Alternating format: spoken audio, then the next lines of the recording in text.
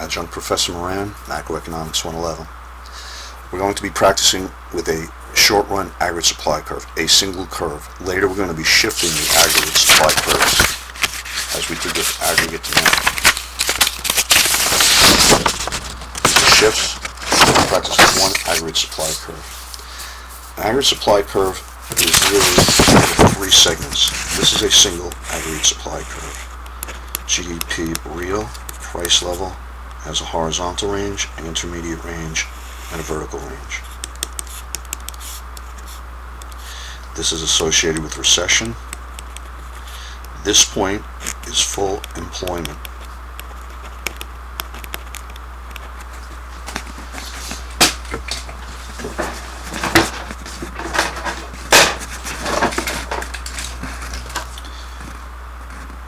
This point represents full capacity.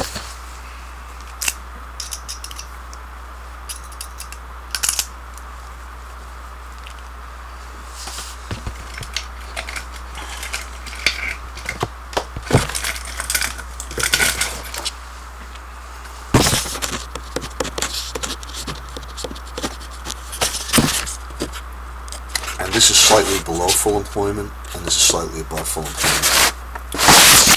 We'll discuss each separately. Under what conditions would the economy have a horizontal aggregate supply curve? A recession. The three stages are distinct with relation to how much real output a business will make and price level based on productivity. There are so many unused resources that businesses can increase their output with no change in productivity.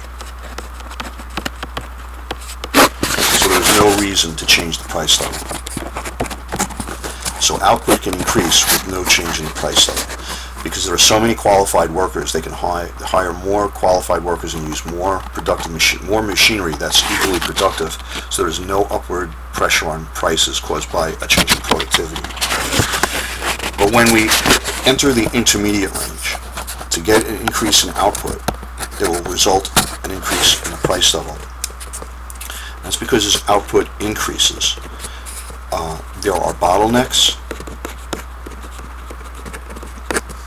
and less qualified, less productive workers, machinery, natural resources, and entrepreneurs will be used. That's because all your qualified ones are used up. People want to buy more output. You're hiring less qualified workers, less productive machinery, less productive combinations of resources. There's a bottleneck. That's going to cause productivity to fall. And then that will result in an increase in average costs, which will be passed along to consumers in higher price. More output, more price level, decreases in productivity. This also works the opposite way. As output falls in the intermediate range, you'll idle your least productive equipment and workers first. That makes your average productivity rise, reducing costs, which then can result in lower price level increases. The intermediate range is known as so this is associated with close to full employment. Under what condition would the economy be positively sloped? That would be full employment. Positively sloped.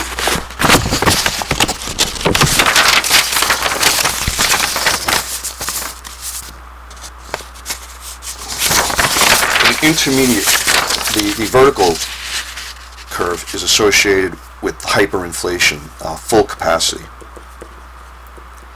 There's no unused resources left, so an increase in output by one firm will be matched by a decrease in the output from another firm.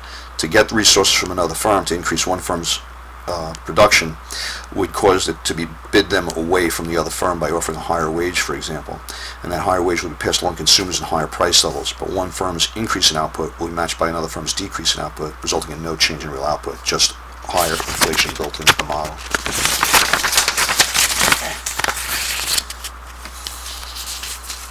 assume aggregate demand increased. So we're going to next talk about equilibrium.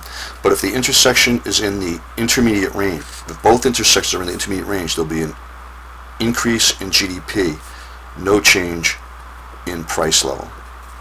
If the increase in equilibriums happens in the intermediate range of an aggregate supply curve, there'll be an increase in GDP and an increase in price level. And if the equilibriums change in the vertical range, there'll be no change in GDP, an increase in price level.